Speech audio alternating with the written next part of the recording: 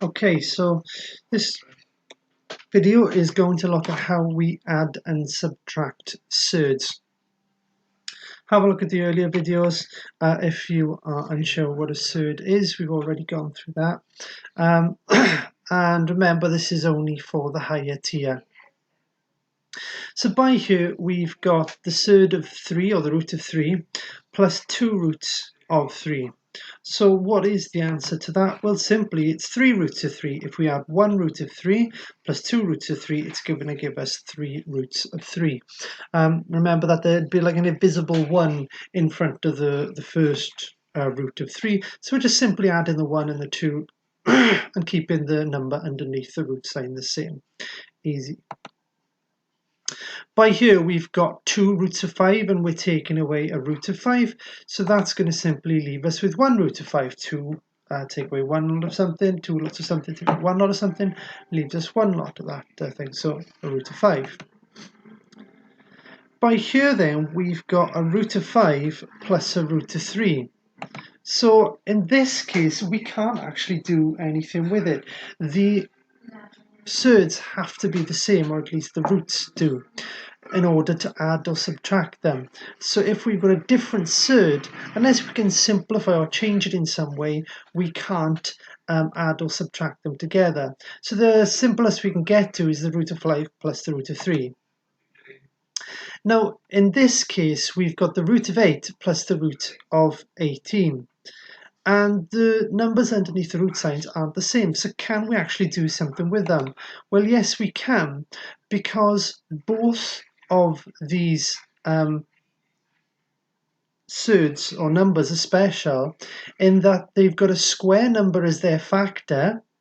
So 4 is a factor of 8 and 9 is a factor of 18. And both of those square numbers are multiplied by 2. So what's the significance of that? Well, like we know from a previous video, we can then split that up. So it becomes a root of 2 times the root of 4 plus the root of 2 times the root of 9. And we know that the root of 4 is 2 and the root of 9 is 3, because 2 times 2 is 4 and 3 times 3 is 9. So we simply move that whole number outside of the root sign. So instead of 2 times 4, we've got 2 roots of 2. And instead of 9 times 2, we've got 3 roots of 2, because we can't simplify the 2 any further. But the important thing with this is that we've now got the same root underneath. We're back to that same position where we can simply add the 2 to the 3, giving us 5 roots of 2. So square numbers that are factors of one of our surds are very important to look out for, because we can simplify them down and hopefully make the roots the same. So in this case, we've got the root of 75 minus the root of 27.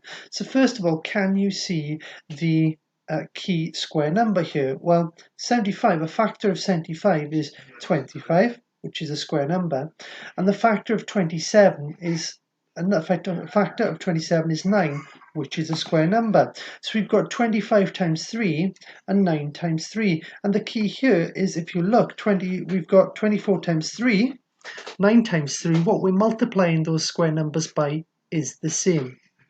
So now we're going to take the root of 25 outside, which will be 5, and the root of 9 outside, which will be 3. And we're left with 5 roots of 3, take away 3 roots of 3.